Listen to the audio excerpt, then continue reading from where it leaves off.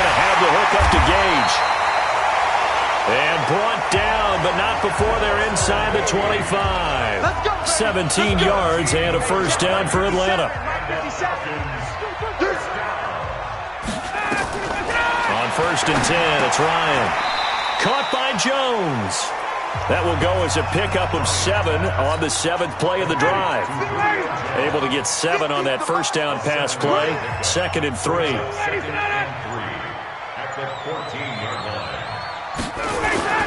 Play action. Ryan. And it's caught. And he is into the end zone for a Falcon touchdown.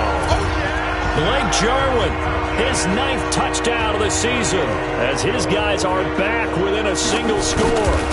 Boy, it's nice to have that big, reliable target you can go to. Each and every time. A lot of people see that position as a fallback. Throw it to them when all else fails. Not at all. This guy can make plays, and that's exactly what he just did. Yeah, play here for a touchdown. This will be taken in at the 1. And he'll take this up past the 20 and down at the 22-yard line. Here we go. The Lions offense ready to kick off their next drive. They have the lead, obviously, late in the game. I guess the good news for them is if for some reason they would make a mistake, a field goal, and he fumbled it. It's on the ground, and the Falcons grab it, and his crew will take over with a football at the 35-yard line. Well, partner, here's where team football gets tested a little bit because I know the defensive guys were over there chilling on the sidelines, and all of a sudden, they heard the sudden change call because that fumble puts them right back on the field, and they've got to go out and finish the game now themselves. Absolutely. Nursing that slim lead here in the 4th, a costly turnover. Throwing to start the drive, but that one incomplete. Here's 2nd and 10 now from the 35. To throw again. Ryan. Nowhere to escape, and he goes down. Trey Flowers in there to get him, and on the season now, that is 9 sacks for him. The amount of sacks that they've absorbed in this game is absolutely extraordinary. Let's just face it. This offensive line, flat out, cannot handle this pass rush. It's been demonstrated time and time again. Under pressure again, and down he goes again. Jared Davis providing a little deja vu, back-to-back sacks, and now they're staring at a 4th and long. Brandon, I think you understand the type of afternoon this offensive line is having. It is a long one for them. Long for you to spend it with me.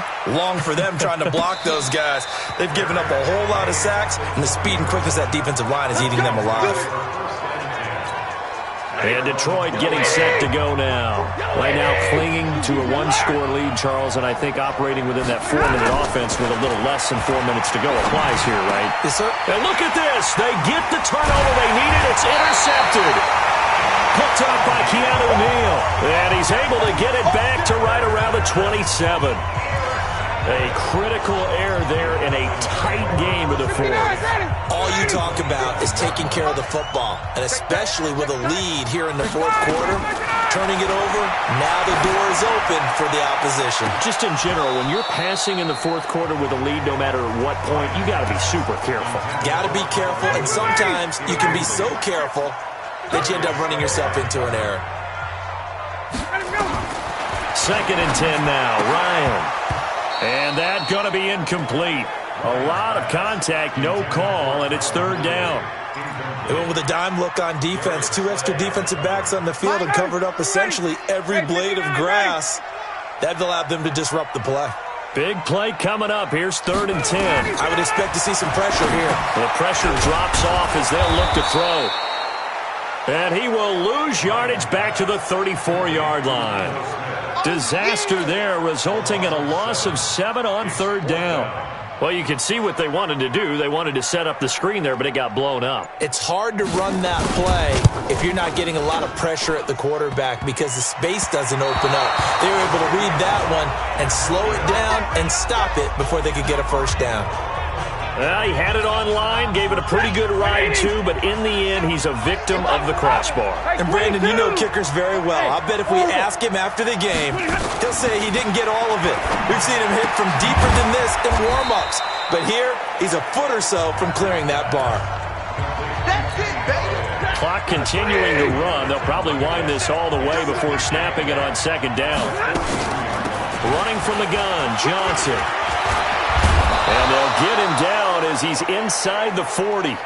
First down for the Lions on a nice pickup of 18 yards.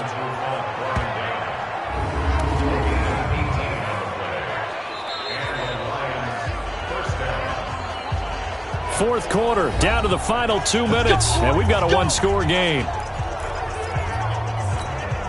So the Lions in possession of the football as we welcome you back.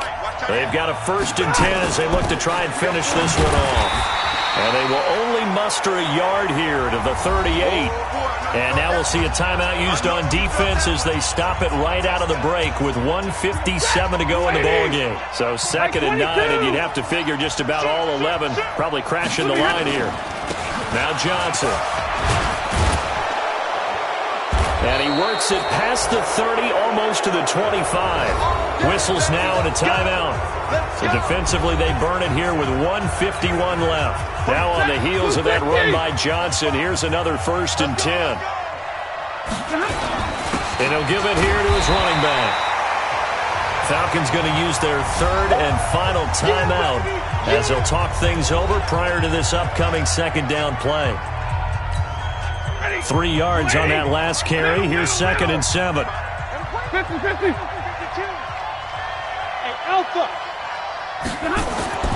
Now it's Stafford. He'll get this one to Galladay. And down inside the 15, shy of the 10. He'll get a dozen there, and the Lions have a 1st down. And not totally home free yet, but it's looking good as they come up 1st and 10. And he's got the hook up to Moore. And he's tackled a yard short of the marker. Good gain of 9 on 1st down. Give him 9 there on the 1st down completion. Another yard would probably put this thing in the books. And he's across for the touchdown. And in the final minute.